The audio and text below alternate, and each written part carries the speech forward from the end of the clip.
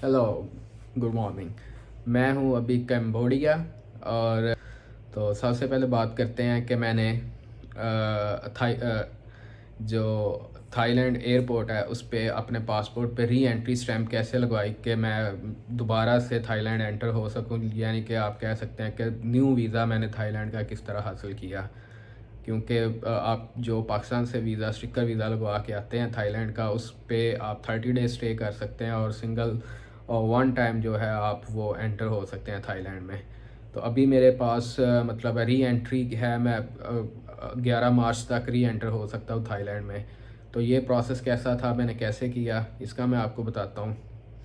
Simply आप re entry stamp जो है वो आप थाईलैंड में किसी भी इनके इमिग्रेशन ऑफिस से और इंटरनेशनल एयरपोर्ट से जो है वो स्टैम्प लगवा सकते हैं। उसके लिए अगर आप इमिग्रेशन ऑफिस विज़िट करते हैं तो आपको ज़्यादा टाइम चाहिए होता है, क्योंकि वहाँ पे रश होता है, मुख्तलिफ़ कामों के लिए लोग इमिग्रेशन ऑफिस आए आए हुए होते हैं। तो बेहतर है कि आप री एंट्री स्टैम्प जो है वो एयरपोर्ट से लगवाएं। एयरपोर्ट पे जब आप स्वर्णभूमि एयरपोर्ट पे आते हैं, आपने आगे कहीं पे जाना है, तो आफ्टर आप सबसे पहले अपना बोर्डिंग पास लेंगे। बोर्डिंग पास ले लिया, उसके बाद इंटरनेशनल डिपार्चर्स आपने उस एरिया में जाना है। वो आप एयरपोर्ट पे देखेंगे तो एक जगह पे बोर्डिंग पास स्कैन करके आपको स्टेज से ऊपर जाना होता है। जैसे ही आप स्टेज से ऊपर जाएंगे, आगे सिक्योरिटी चेक है, सिक्योरिटी स्कैन है। वहाँ पे आपके बैग और आपकी चेकिंग होगी सारी। उस चेकिंग के बाद आप स्टेज से नीचे जाते हैं। जब आप स्टेज से नीचे जाते हैं तो आगे पासपोर्ट कंट्रोल्स की लाइंस हैं, जहाँ पे वो आपके पासपोर्ट पे एग्जिट स्टैंप लगाते हैं और आपको बोर्डिंग गेट की तरफ भेजते हैं। आपने वो उन लाइंस में नहीं जाना। आप उधर ही देखेंगे लेफ़्ट साइड पे आपको री एंट्री पासपोर्ट की जो है ना वो काउंटर नज़र आएगा। आपने उस पर जाना है। अगर आपको गार्ड बोले भी कि ये पासपोर्ट कंट्रोल्स की लाइन है, उसे बोलें कि I am going for re entry stamp, तो आप री एंट्री स्टैम्प वाले काउंटर पे जाएंगे जो कि लेफ़्ट साइड पे है, एंड पे। तो वहाँ पे री एंट्री के दो दो ऑप्शंस है, एक मल्टीपल री एंट्री और एक है सिंगल री एंट्री। अगर आपने सिंगल री एंट्री करनी है तो उसकी फ़ी है 1000 बात, और अगर आपने मल्टीपल री एंट्री करनी है तो उसकी फ़ी है 3800 बात।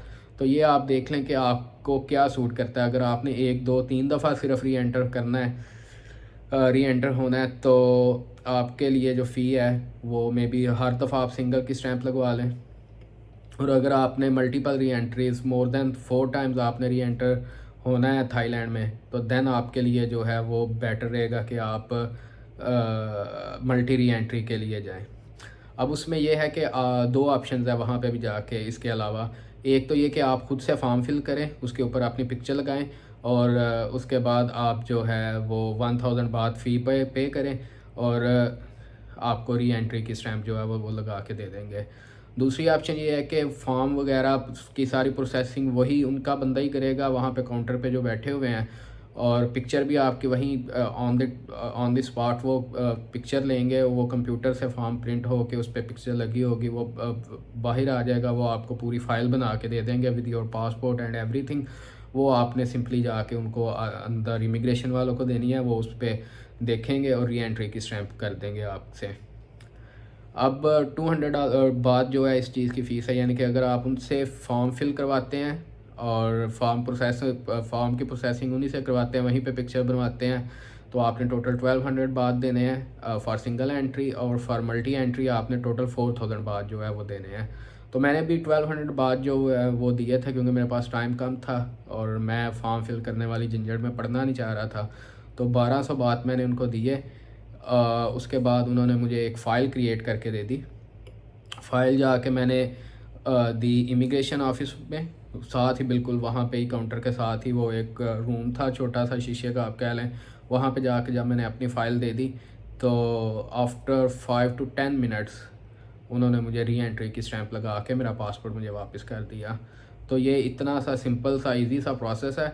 आपने याद रखना है कि बोर्डिंग पास लेना है। बोर्डिंग पास के बाद आप इंटरनेशनल डिपार्चर के लिए स्टेज से ऊपर जाएंगे, वहाँ से सिक्योरिटी स्कैन होगा। सिक्योरिटी स्कैन के बाद वापस उसी साइड पे स्टेज से नीचे आएंगे, और एंड पे आपको बिफोर पासपोर्ट कंट्रोल आपको ये री एंट्री स्टैंप वाले काउंटर पे जाके अपने पासपोर्ट पे री एंट्री करवानी है। ऑलराइट, और ये री एंट्री की ज़रूरत किसको है? जो टूरिस्ट वीज़ा पे आ रहे हैं पाकिस्तान से। हमें जो है वो दोबारा, ये सिंगल एंट्री वीज़ा होता है हमारा, जिसका भी सिंगल एंट्री वीज़ा है उसने अगर री एंटर करना है तो उसे री एंट्री की ये स्टैंप की ज़रूरत है। ऑलराइट, आप होपफुली आपको इस चीज़ की समझ लग गई होगी।